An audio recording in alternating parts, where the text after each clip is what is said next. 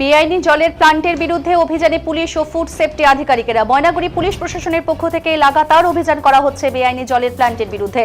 ব্লকের বিভিন্ন প্রান্তে অবৈধভাবে গজিয়ে ওঠা এই জলের প্লান্টের বৈধ কাগজ না থাকায় বহু প্লান্ট তালা বন্ধ করে দেন পুলিশ প্রশাসন। বুধবার ফুড সেফটি আধিকারিকেরা সহ ময়নাগুড়ি থানার আইসির নেতৃত্বে মাধবডাঙ্গা ১ নম্বর গ্রাম পঞ্চায়েত এবং পুরো এলাকার বেশ কয়েকটি জলের প্ল্যান্টে অভিযান চালানো হয়। বেশিরভাগ ক্ষেত্রেই কোনো রকম বৈধ কাগজ দেখাতে পারেননি মালিকগুলি। ফুড সেফটি আধিকারিকেরা তাদেরকে নোটিশ করবেন বলেও জানিয়েছেন। এমনকি তাদেরকে 15 দিনের সময়সীমা বেঁধে দেওয়া হয়েছে।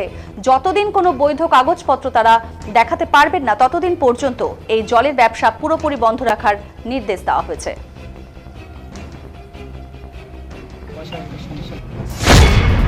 আমাদের এই বিভিন্ন পানীয় জলের যে বিভিন্ন ময়নাগুড়িতে বিভিন্ন জায়গায় গজিয়ে উঠেছে, প্রায় প্রত্যেকটারই কোনো বৈধ কাগজপত্র নেই বা বিভিন্ন জায়গায় যে টেস্টিং যে থাকে সেটাও ক্লিয়ার নেই।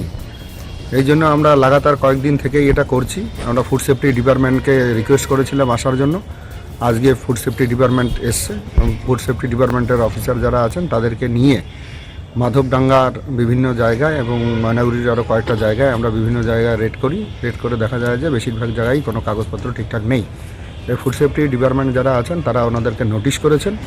তারা যদি সেই পেপারস ঠিকঠাকভাবে দেখাতে পারে তাহলে ঠিক আছে, নয়তো তাদের এগেনস্টে আইনানুগ যা বন্দোবস্ত আছে সেটা আমরা নেব।